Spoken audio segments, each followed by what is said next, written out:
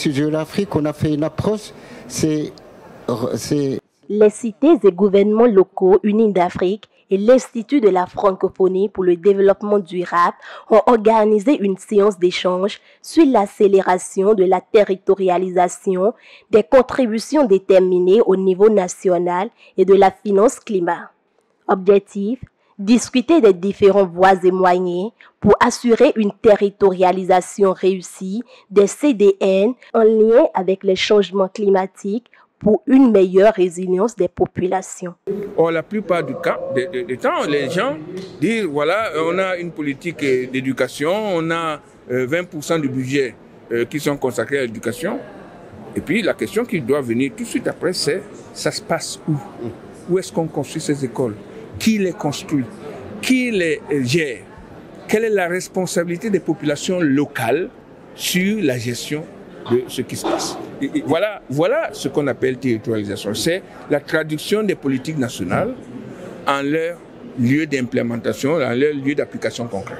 Donc, tant que vous n'avez pas territorialisé les CDN, vous n'avez encore rien dit. La territorialisation s'offre comme la clé utile pour un impact réel sur le changement climatique au niveau des collectivités locales qui doivent également participer au débat de prise de décision. Nos États, au niveau central, ont des plans de développement, enfin, quelle que soit la nomenclature qu'ils leur donnent, ils ont des plans.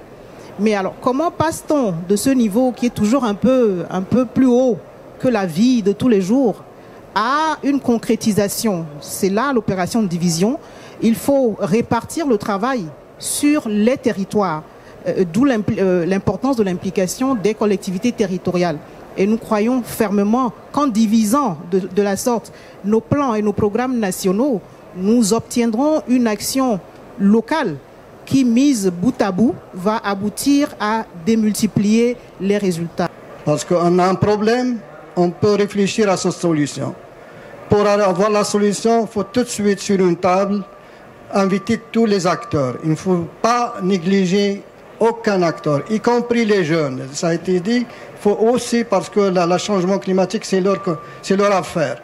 Dans une approche régionale, il va falloir intensifier les coopérations afin d'augmenter l'ambition des mobilisations financières pour la mise en œuvre des business plans sur les changements climatiques. Une unité d'action est donc primordiale dans la recherche des solutions efficaces, adaptatives et résilientes. La nécessité d'avoir un climate change business plan est fondamentale. C'est un climate change, parce que ce climate change business plan, il va exactement mettre en phase qu'est-ce qu'on va mettre en entrée et qu'est-ce qu'on va récupérer en sortie et qui fait quoi. Avec ça, si ce climate change business plan est bien adopté par toutes les parties, à ce moment-là, la mise en œuvre sera une mise en œuvre très simple, très fluide. Il y a une manne budgétaire, mais on ne mobilise pas. Pourquoi on ne le mobilise pas? Parce qu'on ne travaille pas ensemble. Et je crois que le fait d'intégrer ces Jeux d'Afrique dans cette logique régionale et d'actionner ce levier de la coopération décentralisée sur des projets, en identifiant des projets, c'est ça le plus important. Deuxième point qui a été également évoqué, c'est comment faire la fusion entre une approche locale par la prise en compte des enjeux des territoires avec l'enjeu sectoriel. Sur la question de la territorialisation, les échanges sont bien nourris avec la participation des différentes délégations pays. La Convention des maires pour l'Afrique subsaharienne est une initiative lancée par l'Union européenne en novembre 2015.